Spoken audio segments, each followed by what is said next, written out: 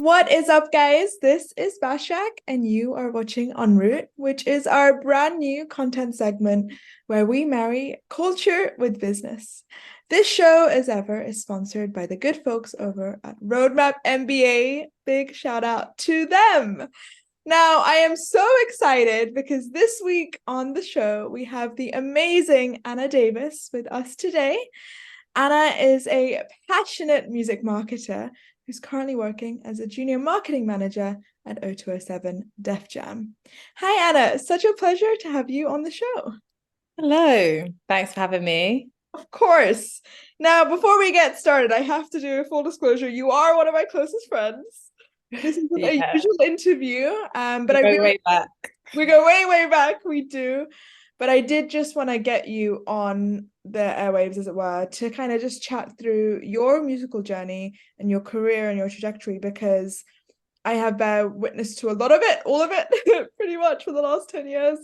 And it has been a wonder to behold. When we were first friends, you always made the point to say that you wanted to work in music.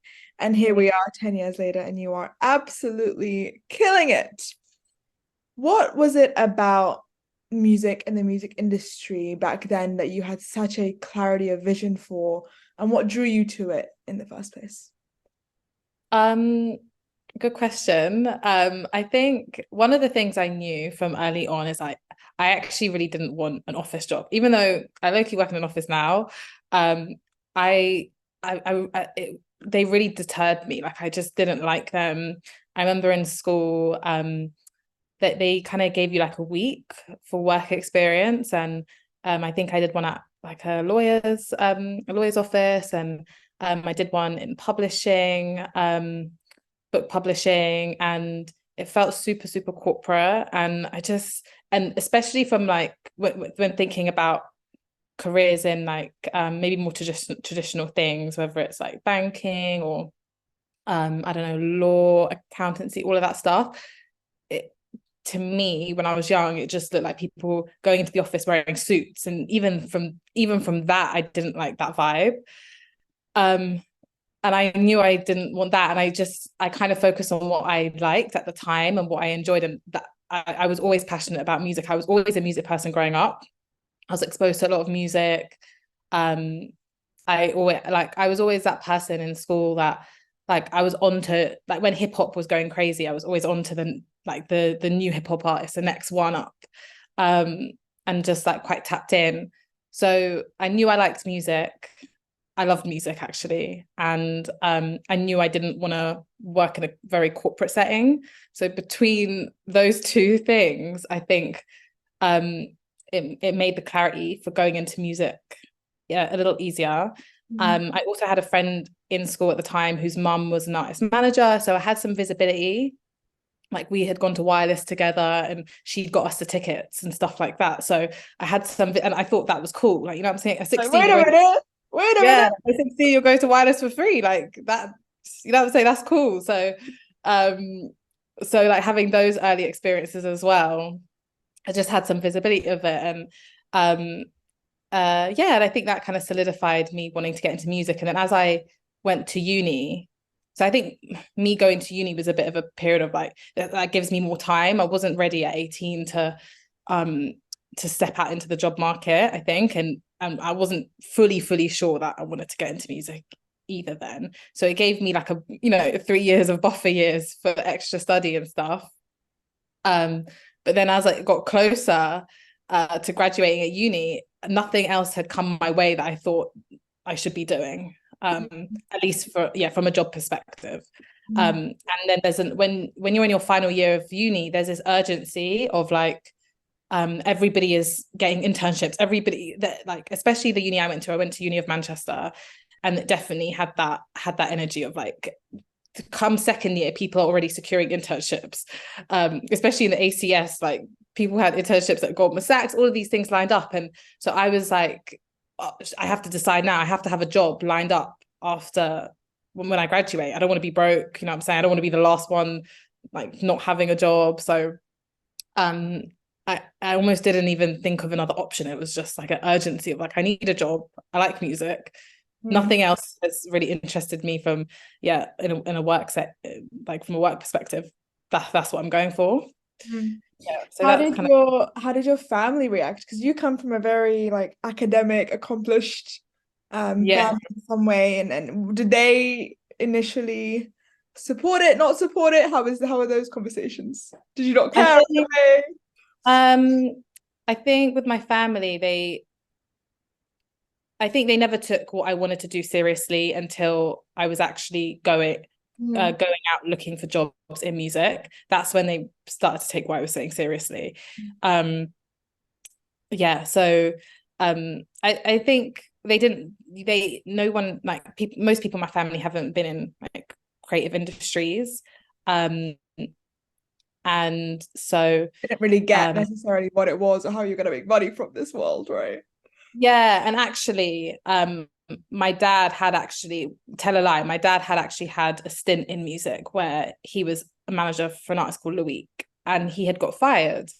So he was originally he was a lawyer, and he kind of got into management through that way, and then so it was quite a short stint in like the early, not like maybe like mid 2000s, and um he didn't Yeah. can I swear? He didn't vibe with music. Let's put it that way. So and like it's really common, like artist managers get fired all the time. Like me now being in the industry, like I see that all the time. Um so After yeah, bad taste in his mouth, and he probably didn't want his daughter to go down that. yeah, so he wasn't really that encouraging of it, if you know what I'm saying. And then he kind of yeah, after that stint, he never came back into music, and um he went he went his own route. So from his side, he kind of discouraged it more. And Mm. then um yeah, from my other side, it was they just were like not taking anything Yeah, I sure, said. sure, little girl. You just want to vibe. Yeah. Yeah. But here we are, and you've been in it since university, which is amazing. Can you speak to kind of so you're a junior marketing manager now at Def Jam. Can you speak to a little bit as to what that role really is, what that looks like? What does your day-to-day look like? You're actually in the office right now. I'm still on your way for a minute. What is that kind of trajectory day to day? Day to day, what my role involves. There's various sides to kind of project managing an artist campaign.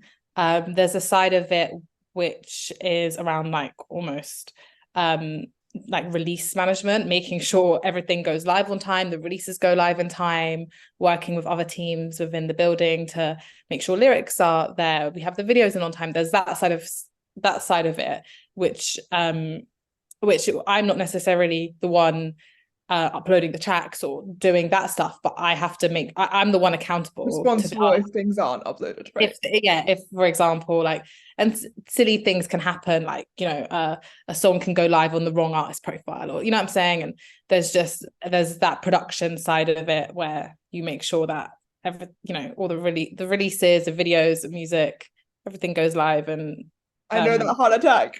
Yeah. yeah, yeah, you've seen my Fridays where Yeah. there's Fridays are been, busy.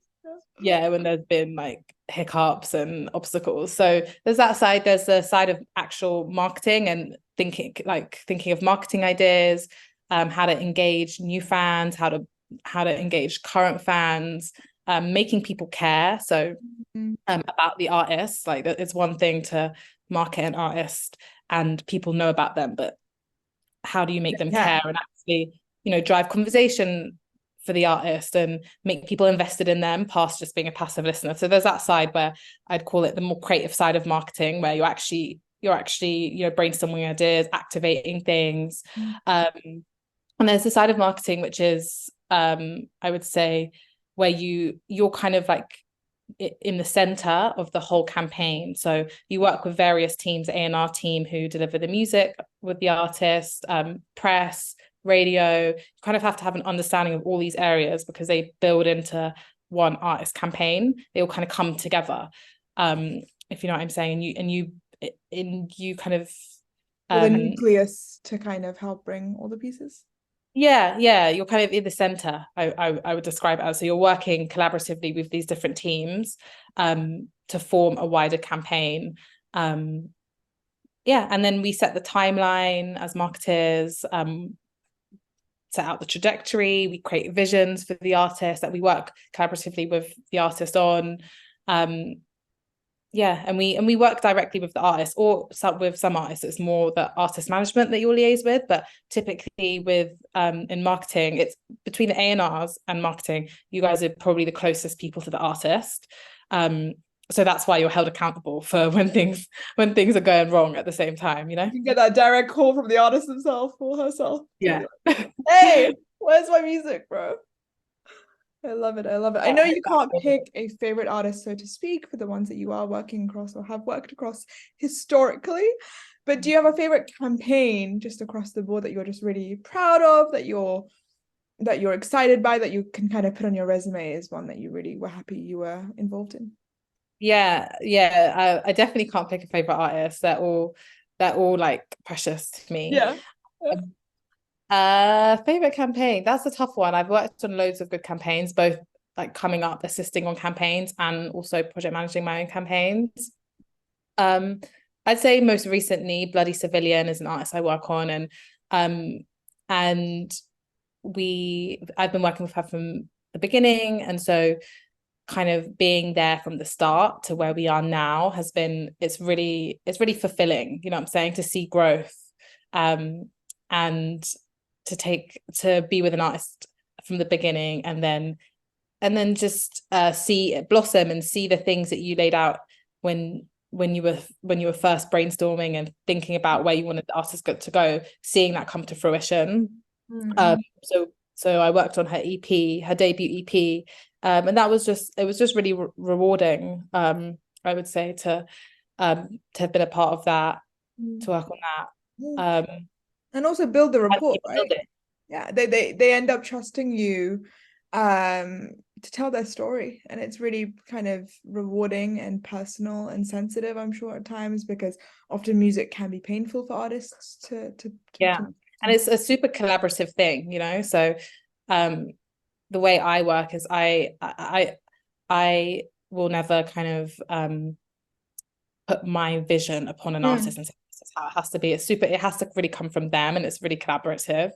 And you figure things out together, and you build from that's how you build with the artist, I think. Would you say that it's fair to say you're the vessel for the artist's vision a little bit? Yeah, I think, yeah, partly. I think there are other areas that are also vessels for the artist's vision, like an artist A&R. manager, Sure. A&R. So we all kind of come together to Yeah, yeah. to watch an artist grow, and Tell the yeah, story. yeah. Beautiful. I love that. How do you feel about the UK music scene today? Because I see a lot of conversation on Twitter day in, day out about R&B is dead, R&B is alive. Americans got it, UK got it. Who got it, do you think? Well, UK music is thriving. Like, if when I think back to when I started in music in 2018, and there was a kind of this like Afro swing era, and it was exciting for a minute, and then it kind of dwindled away a little bit, Mhm.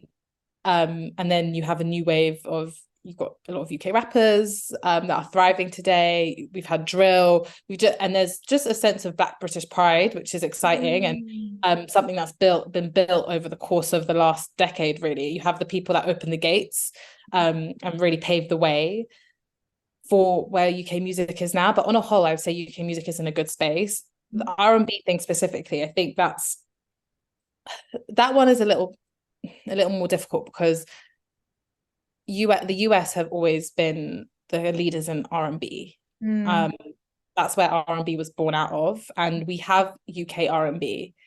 And there are some amazing artists that go between R&B, like soul, like Cleo Soul, for example. There's Bella. There's loads of talented artists. It's a bit difficult because UK R&B, this is my personal opinion. I think it doesn't maybe have a Britishness that UK rap is centered on. UK rap, for example, is centered on a British lived experience. Yeah, and you can hear Yeah. it. Yeah, exactly. It's not copying New York rap. It's not copying Atlanta rap, you know what I'm saying, which is based on their experiences. Drill is inspired by, it came from Chicago drill. There's a New York drill scene, but there's a very distinctly, uniquely British sound to Sound, drill with the Drake hi-hat loves, and for everything example. that. And but with R&B, I don't know that we have that with, yeah, I don't know that you can listen to an R&B record from the UK and say this is distinctly British. It has something uniquely British, or and then whether it can then compete almost with the likes of the Bryson scissors. Tiller, yeah, or someone like a Bryson Tiller who has a very commercial R&B sound, for example. A lot of the UK artists that I hear that are doing R&B sound like him, or try to Mm. sound like him, or try to sound like Party, or try and sound like versions of, you're right, an American R&B artist or an Usher. Or what will it take for them to develop their own identity? Is it time? Is it more lived experience? That stop trying to be like the Yankees? I think it's just more difficult because R&B, like the nature, the topic of R&B is a universal language. Mhm. It's love, it's Mm. relationships, breakups. It's that when we're talking about R&B, we're not thinking of an artist rapping about shooting someone. You know what I'm saying? It's centered on like, yeah, universal things that everybody can relate to. But I think that also makes it a bit more difficult for it to have something Your own that's, identity as well. yeah, super uniquely British. Yeah, I'd say, um, yeah, I'd say it's just, and I think also the other thing is, we, um, a lot of the R&B artists sing in an American accent, whereas I Mm. look at artists that definitely have R&B inspirations coming out of Nigeria, for example, or have soul inspirations like Thames, for example, um, whose music is influenced by, I'm sure, soul and R&B artists. Um, there's they don't sound American. You know what I'm saying? Mm. You Mm. don't get confused. There's an authenticity and it's rooted almost in Nigeria, in Africa. So it which does give it a uniqueness. Yeah. That Thames is a great example of that actually, because she's still soulful with it, but she is distinctly Nigerian in her sound. So exactly. beautiful. Absolutely. Very, very cool. Speaking of artists then, looking outside of Def Jam and kind of within your own personal world for what you're listening to and what you're into, what current artist journey most excites you for the choices they're making? It could be their visual choices, it could be their sonical choices. You've been doing this now for a minute, and I know your ears perk up when you hear something exciting. So, what is that for you?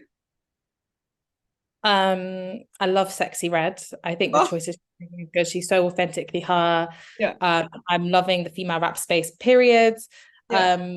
And I think there's a lot of people, especially in the UK, where um, I wouldn't say people sleep on her, but it's like maybe they downplay her talent because of what she's talking about. It's very bad bitch music, which Yeah. I'm here for anyway. But people can think it's shallow. People can think it's that you're not really talking about anything. It doesn't have any substance, meaning, whatever, whatever. But actually listening to her hooks, like her hooks are really great, very catchy. It's very creative, like ski, like Yeah.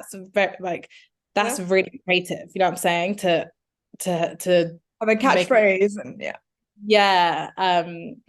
And with some of her other songs, I can just hear creatively. I think she's a Mm. really good rapper and musician and good at making songs. Mm. Um, so that's somebody I would say in Nigeria. There's an artist coming up called Shally Poppy. He's really exciting in Nigeria right now. He's definitely going to be crossing over into the UK, into the US, I think. It's just been a really good year for him, and he's just really funny. He's really good at fan engagement. He really connects to his fans. Mm. Um, and from a marketing perspective, that's always what you want to drive. Mm. And he's a good example of how well he connects with his fans Mm. What does is it a take for you to get excited? What does that look like? What do you look for? Is it always about the music? Is it about the engagement? Is it about the creativity? Is it all three? from I think it start I get excited as a fan first. I Mhm. don't really get excited from an industry like perspective as much. Mhm. Um, and so it kind of starts with the music for me.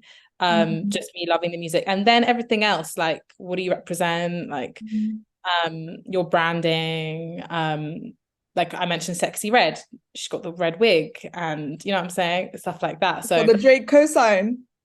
yeah, that was a part of her journey too. So that cosigns don't mean anything to me, to be honest. I sometimes like Drake has co-signed a lot of artists, whether it's Migos, Summer Walker, and I love to see those artists get more exposure. But just because another artist co-signs it doesn't mean I'm gonna like. I don't really look to another artist's opinion or Mhm. someone else's opinion of saying it's good for me to think it's good. Like I Mhm. just have to.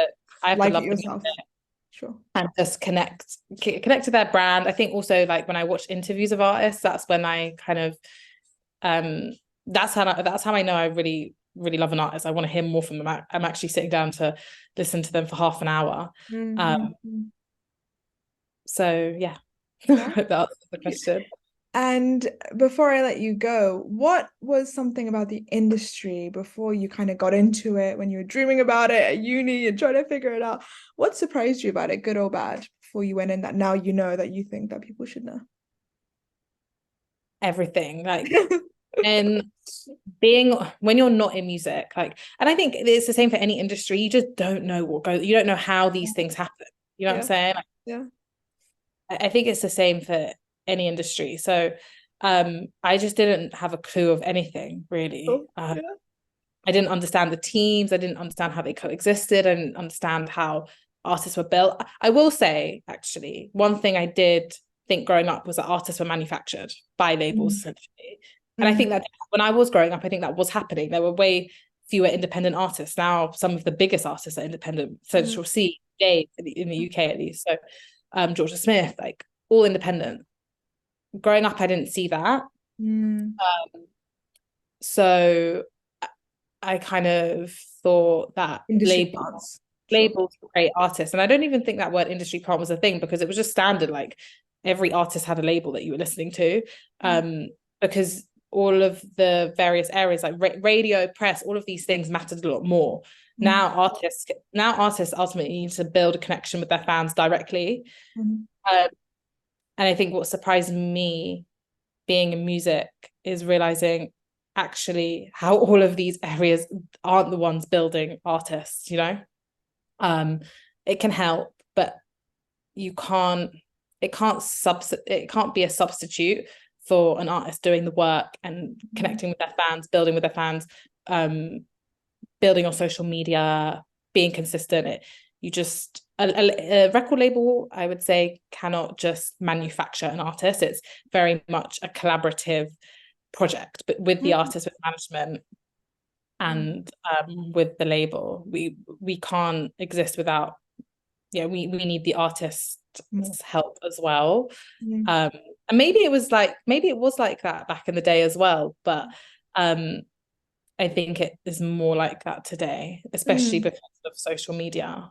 mm. One artist that does it so well, in my opinion, that I've always shouted out and have always been amazed at his journey is Russ. He not only is the artist, but he mixes, produces, masters, Yeah. promotes. He's got the strongest grassroots fan base I've ever seen. And he's built it from absolute scratch. And he loves to give little like tips and tricks about the industry. And he is so proudly independent and thus controls the narrative, thus controls his own budget, his own marketing, his own spend. There is so much power in that once you get there.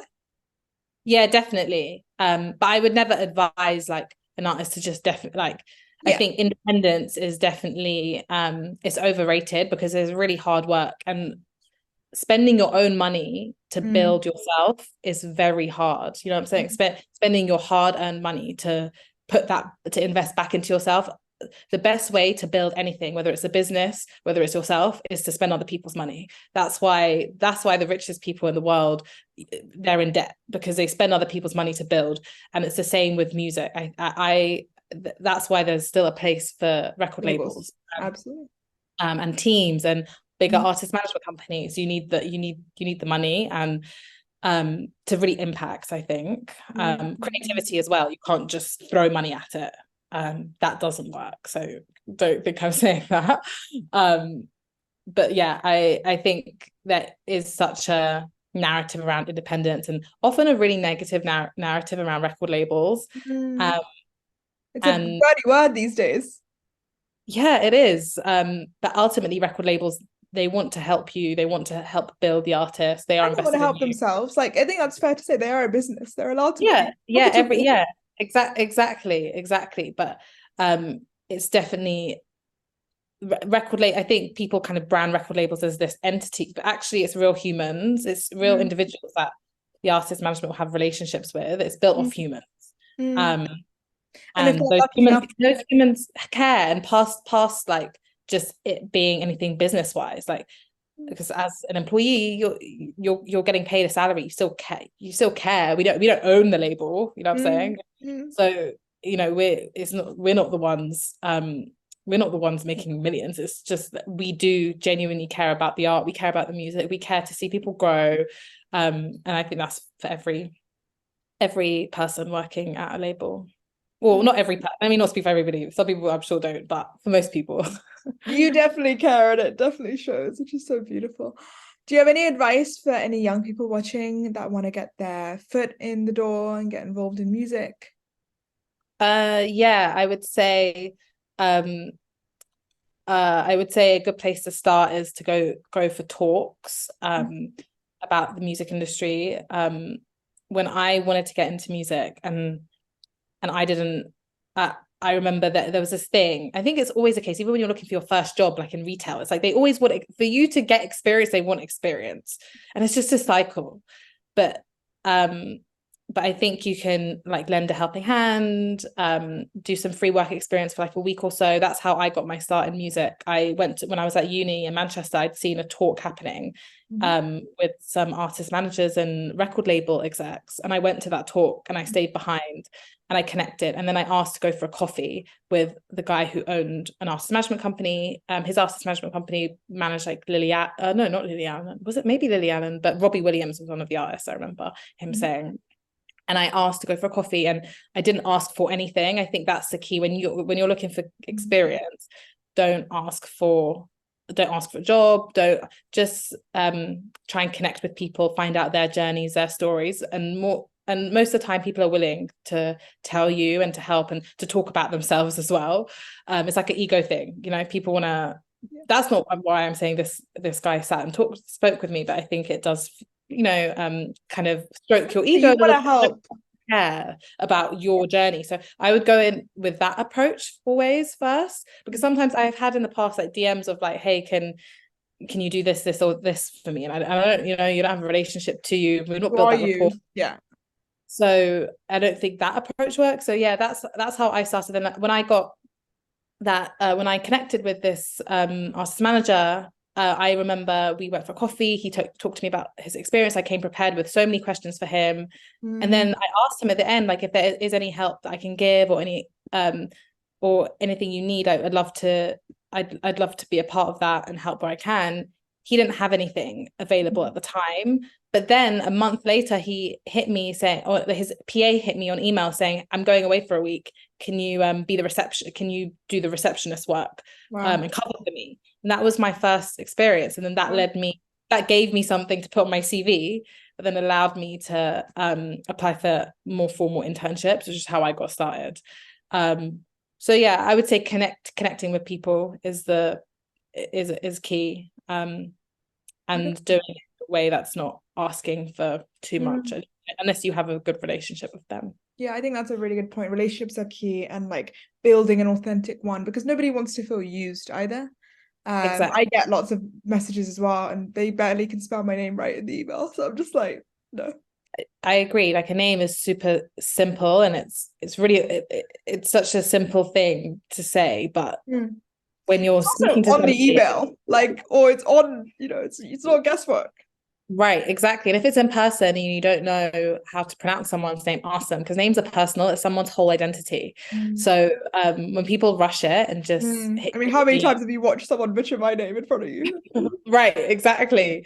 Every When all day you for 10 need to do years. Yeah. all you need to do is first of all copy and paste if it's on text, and if you don't know how to pronounce it in real life, you just ask. That's it. um so yeah, it's a simple thing, but it goes a long way. And people also with names that are unique within their context. So if you're from an ethnic minority in the UK, for example, and you have a name that's not a typical British Mhm. name, Mhm. um people appreciate that you actually, it's a little thing, but people appreciate that you take the time to ask, and Hopefully get it right as well.